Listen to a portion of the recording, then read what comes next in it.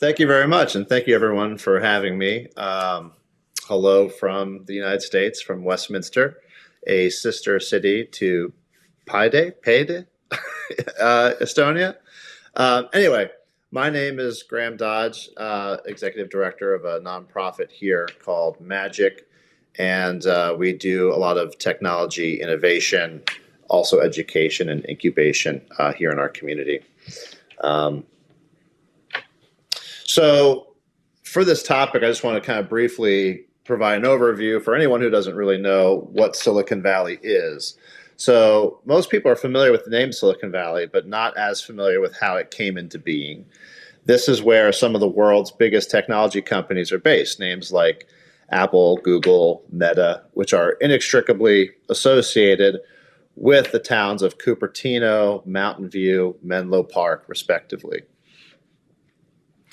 And over the years, many other cities have co-opted this branding in an attempt to label or recreate this phenomenon among their own tech companies. But the problem is with this is that Silicon Valley has more in common with small main communities than it does with major metropolitan areas like New York or Los Angeles. So case in point, can you tell which of these downtown main streets has an annual GDP of over $5.5 billion?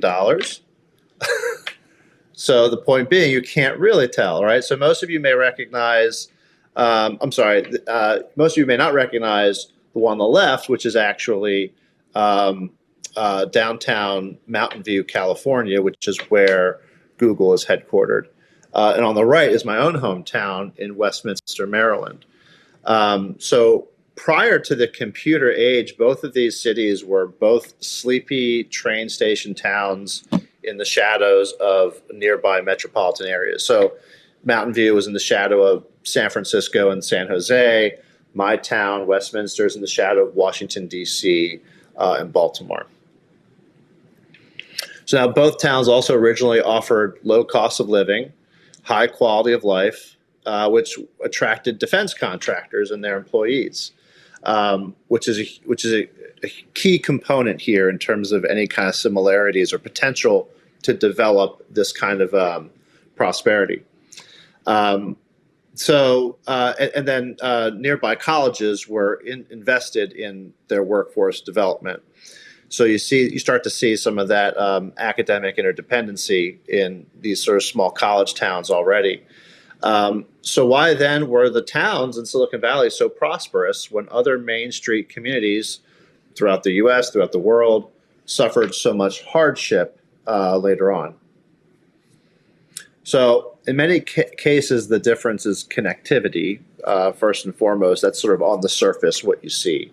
So for example, my town, Westminster, and Mountain View, California, both boomed in the 1800s thanks to the railroad.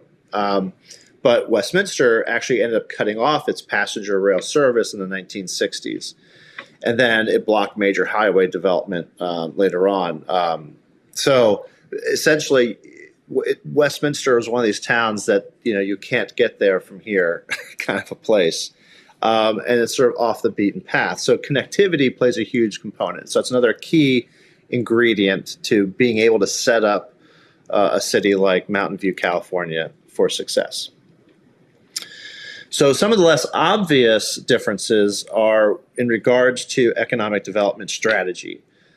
So traditional economic development throughout the U.S. at least focuses on turning land into office capacity to lure large employers into what we call spec buildings built on the sort of speculation that someone's going to lease them and inhabit them, with some assistance being provided to small town Main Street businesses, recognizing that they need to have these businesses in town too.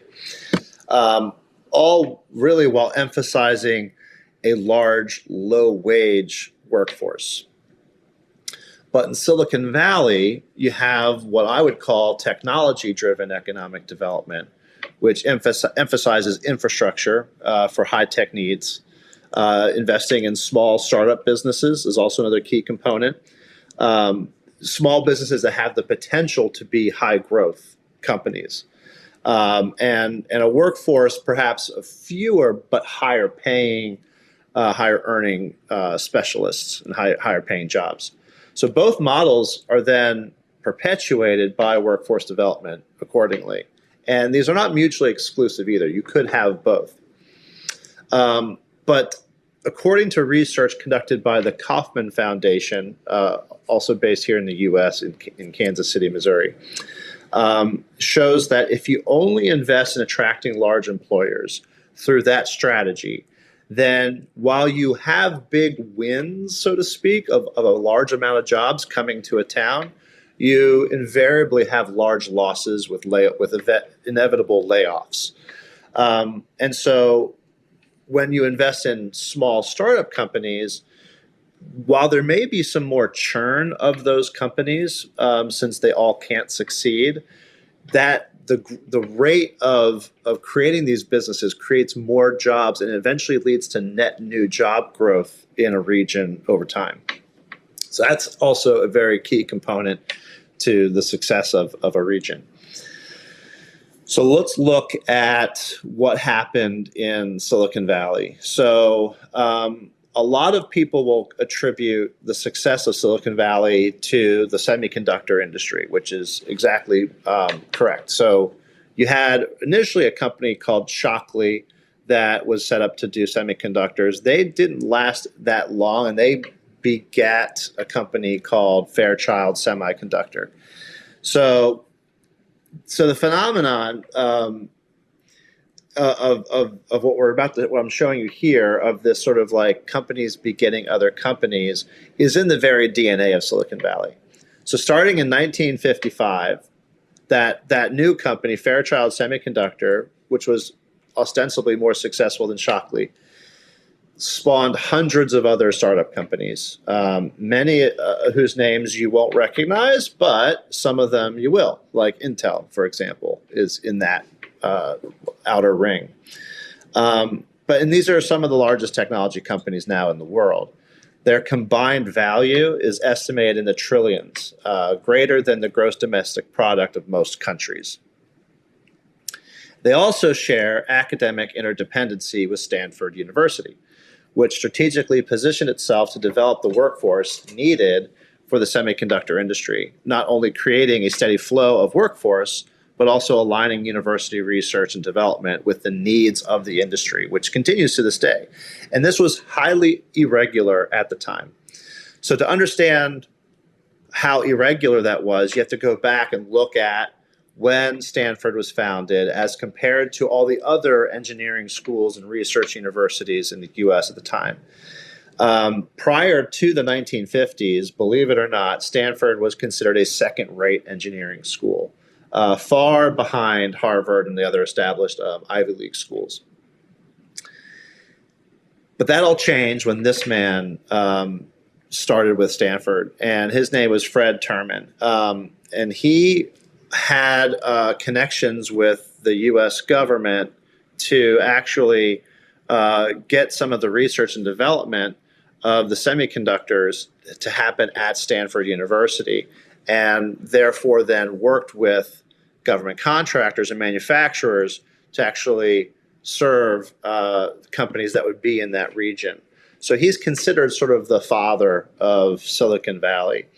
And this was all during this is actually just prior to the 50s, in the late 40s, during World War II, the end of World War II, when defense agencies needed more semiconductors and the technology needed to keep up, and really end up fueling the Cold War later on. So his coordination of the research needed and the end goal to have the research commercialized was unusual for academia at that time. Most academic institutions were focused just on education and learning, as you might expect, not serving an industry or serving research and development of the federal agencies like the Department of Defense. So this was considered the first engine, if you will, of entrepreneurship that created the semiconductor industry in Silicon Valley and drove the academic interdependency with Stanford University. So, and this was an early version of what would be called, I think, what would be called considered technology transfer by most academic universities today, because it conditioned university research to actually start to think about how it impacts the industry and how it can be commercialized. But anyway, this was considered the first sort of engine of entrepreneurship in Silicon Valley. The second engine being the phenomenon we see with the Fairchildren, so to speak, of the companies that spun out of Fairchild. So I mentioned tech transfer, and because I wanted to just touch on academic interdependency, just real quick, for those of you who don't know, this is what tech transfer really is. You submit a technology disclosure to the university. You work with the university to get that patented. The university owns that technology, but then can license it out to be commercialized, usually with pretty favorable terms. This is an example of how MIT's technology licensing office handles technology transfer. But almost every major research university has a technology transfer process. I work with Johns Hopkins Technology Ventures, and I'm a mentor within that process as well, helping to identify and commercialize research that's being conducted at Johns Hopkins University. So when I, Graham Dodge, the executive director of a nonprofit in Westminster, Maryland, start to think about all this, and I try to think, well, how do I apply what I know about the history of Silicon Valley to my own community? I first look at what are all the technology companies here. And so I worked with, we have a tech council called the Carroll Technology and Innovation Council here locally. They helped me compile a list of all the different tech companies and government contractors here. And I try to, and at first, like, at a glance, I'm thinking, oh, any of these could be like sort of the Fairchild to our Silicon Valley or Silicon Main Street, as I like to call it.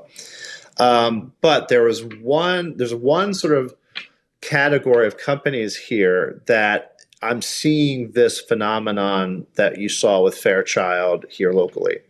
And that's the autonomous robotics industry. Now, this could be a different industry entirely in any community. And I'm not here to say that you have to have a technology industry necessarily, but this is just how the technology the prosperity of a technology industry can impact a community. You could have the same kind of academic interdependency regarding textile manufacturing or the arts or whatever, so long as you have those academic institutions engaged with local industry. So in 1991, here in my community, there's a company called F&M Manufacturing that began in a town called Hampstead. And they began building robotics for a company called General Dynamics, which some of you may have heard of. It's a big government contractor here in the U.S. They were quickly acquired by General Dynamics and formed General Dynamics Robotic Systems. When they closed, employees mostly stayed in this area because of the high quality of life, low cost of living, right? So another key ingredient. So they stayed here and they began to work for other companies. And some of them actually started setting up their own companies. And so we have two of which that I can define as such. One is Dynamic Dimension Technologies. The other is Land, Sea, Air Autonomy. And then there's a third called RRAI, just raised, I don't know, it was like $6 million in venture capital, who are spinning out of robotic research. But these are all companies that are that have employees that are in my community. And what we also start to see is this academic interdependency with Johns Hopkins University, with the University of Maryland, which are in the region, but they're not like in this town or county. They're just outside. They're about 45 minutes away, drive time. But here in our own community, we have a four-year liberal arts college called McDaniel College, and we have a community college. Now, both are starting the process of recognizing, oh, hey, we have this autonomous robotics industry. We should get involved with them because these are going to be the local employers, these newer companies.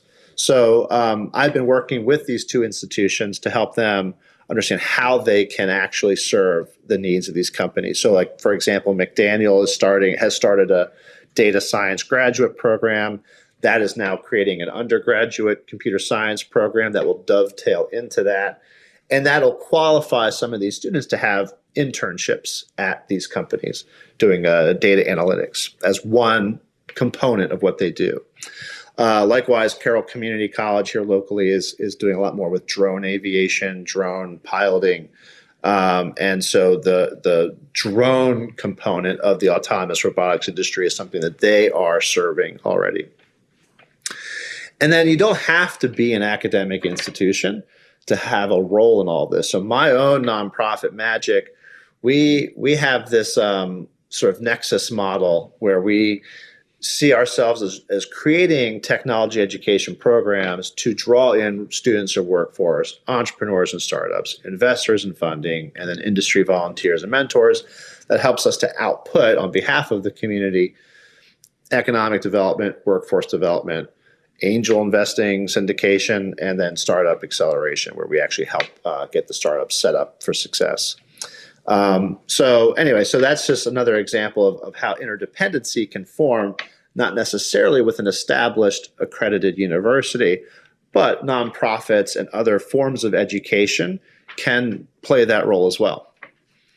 And so thanks to a generous grant from a company called Knorr-Bremse in Germany, who has a manufacturing plant here in Westminster, we received grant funding, Magic received grant funding to build an autonomous robotics innovation center. This is our way of kind of contributing to that interdependency with the industry locally. And this will be a place where there'll be project-based learning facility, bringing students and industry partners together. The experience that the students will get in this facility will be competitive with most graduate level programs of the major universities that I mentioned already. So the other component here locally that's really worth mentioning here, again, going back to connectivity earlier in my presentation about transportation, connectivity in the modern sense also refers to internet access. And our town did not have it was underserved by the broadband telecom companies. And so it took it upon itself to actually spend about $16 million in laying its own gigabit fiber network. So the city of Westminster now has that connectivity, very cost efficient, and that is what is helping to keep some of the technology companies here in Westminster who want to be on this network because it's actually the fastest internet that they can get for the most value in terms of the cheapest anywhere in the state of Maryland. So both we have two companies, for example, I can reference. One's a defense contractor called Scale, Scayl, who does they help different defense agencies with merging code bases so that the code bases can talk to each other. And then Dynamic Dimension Technologies, who I referenced on that graph, they are another one of the companies that has since stayed, they're in the autonomous robotics industry specifically, and they're here because of the gigabit fiber too. So that internet connectivity is playing a huge role. That's like a modern railroad, if you will. And then speaking of transportation, there are still some issues with transportation here in our community around transportation gaps. Again, like I mentioned before, you can't get there from here. Well, you also can't get around very easily inside this small town. And when I say small town, we have about 21,000 residents as of 2020. So we have started something called the Autonomous Corridor Project, knowing that we've got this industry of experts here locally that are part of that brain trust that we could then, the old saying, the cobbler's children wear no shoes. Well, cobbler's children, the cobbler being the autonomous robotics industry, the children being the citizens here locally, we want the cobbler's children to benefit, right, from the expertise here locally. So we created this project. And so what is it? It's an operational design domain for connected autonomous transportation. It's a digital twin infrastructure for the city itself. It's connected wireless edge node networks, like a smart city, essentially, on top of our symmetric gigabit fiber. The goals of this program are to facilitate door-to-door on-demand transit anywhere within the predefined corridor, which is also going to be defined by the fiber network itself. It'll also have shared real-time surveillance with public safety, public works. It'll future-proof against eventual drone freight delivery, urban aircraft mobility. And then it also is one of our goals is to create that academic interdependency. So as we go about developing this corridor, we want other stakeholders like the local colleges to be involved.